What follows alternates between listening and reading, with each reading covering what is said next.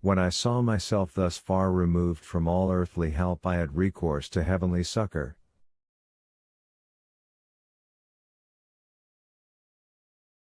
The remembrance of my childhood, the recollection of my mother, whom I had only known in my tender early years, came back to me, and I knelt in prayer imploring for the divine help of which I was so little worthy.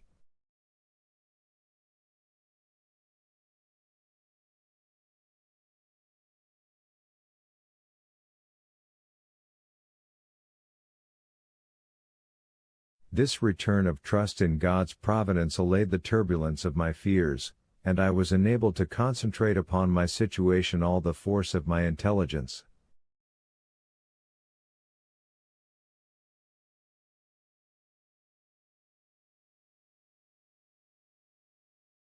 I had 3 days' provisions with me and my flask was full. But I could not remain alone for long. Should I go up or down? Up, of course, up continually.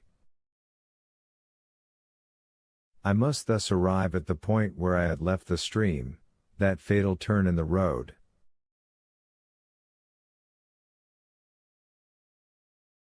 With the stream at my feet, I might hope to regain the summit of Snæfell. Why had I not thought of that sooner? Here was evidently a chance of safety. The most pressing duty was to find out again the course of the Hansbach.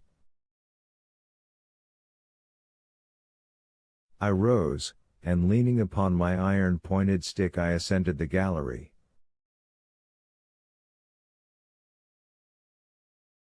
The slope was rather steep. I walked on without hope but without indecision, like a man who has made up his mind.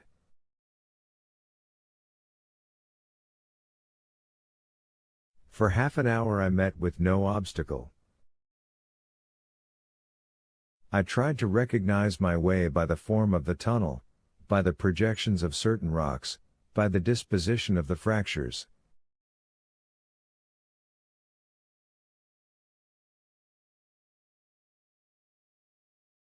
But no particular sign appeared, and I soon saw that this gallery could not bring me back to the turning point.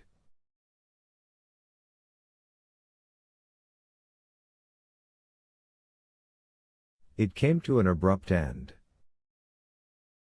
I struck against an impenetrable wall, and fell down upon the rock. Unspeakable despair then seized upon me. I lay overwhelmed, aghast. My last hope was shattered against this granite wall. Lost in this labyrinth, whose windings crossed each other in all directions, it was no use to think of flight any longer.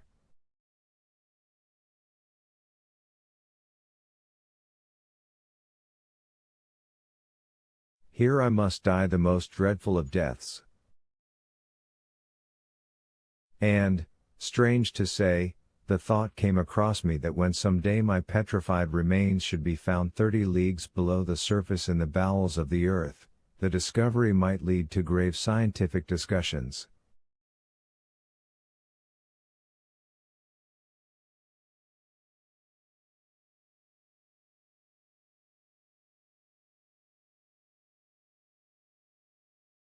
I tried to speak aloud, but hoarse sounds alone passed my dry lips. I panted for breath. In the midst of my agony a new terror laid hold of me. In falling my lamp had got wrong. I could not set it right, and its light was paling and would soon disappear altogether.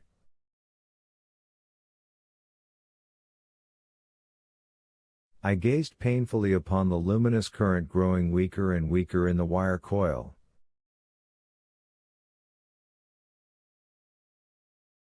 A dim procession of moving shadows seemed slowly unfolding down the darkening walls.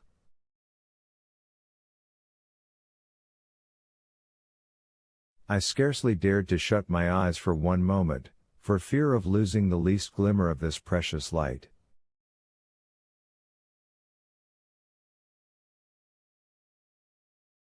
Every instant it seemed about to vanish and the dense blackness to come rolling impalpably upon me.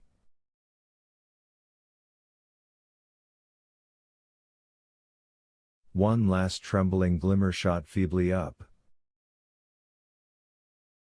I watched it in trembling and anxiety, I drank it in as if I could preserve it, concentrating upon it the full power of my eyes, as upon the very last sensation of light which they were ever to experience, and the next moment I lay in the heavy gloom of deep, thick, unfathomable darkness.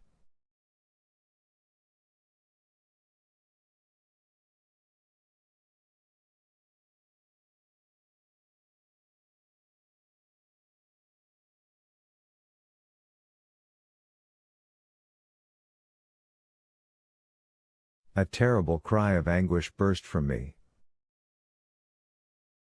Upon earth, in the midst of the darkest night, light never abdicates its functions altogether.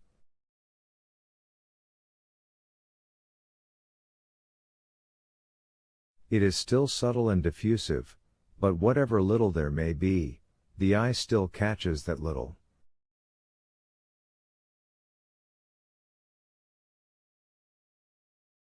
Here there was not an atom, the total darkness made me totally blind. Then I began to lose my head. I arose with my arms stretched out before me, attempting painfully to feel my way.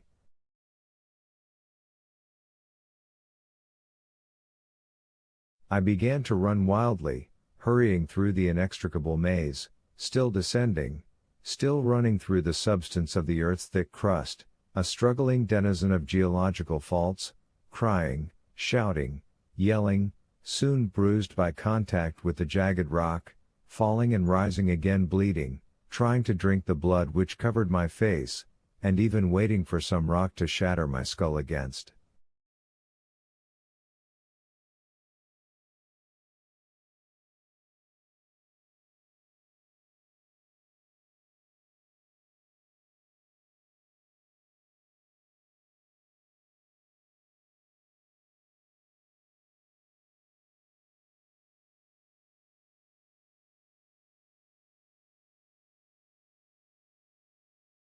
I shall never know whither my mad career took me. After the lapse of some hours, no doubt exhausted, I fell like a lifeless lump at the foot of the wall, and lost all consciousness.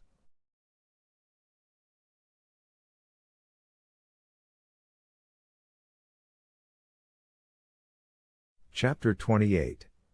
The Rescue in the Whispering Gallery. When I returned to partial life my face was wet with tears. How long that state of insensibility had lasted I cannot say. I had no means now of taking account of time. Never was solitude equal to this, never had any living being been so utterly forsaken.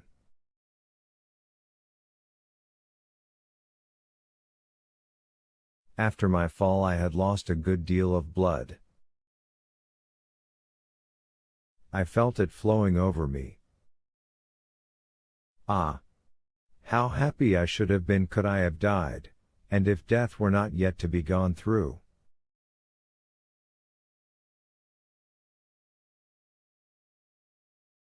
I would think no longer. I drove away every idea, and, conquered by my grief, I rolled myself to the foot of the opposite wall.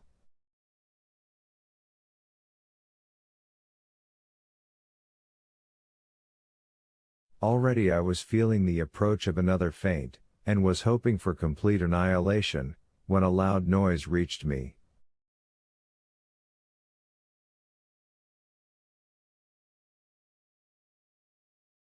It was like the distant rumble of continuous thunder, and I could hear its sounding undulations rolling far away into the remote recesses of the abyss.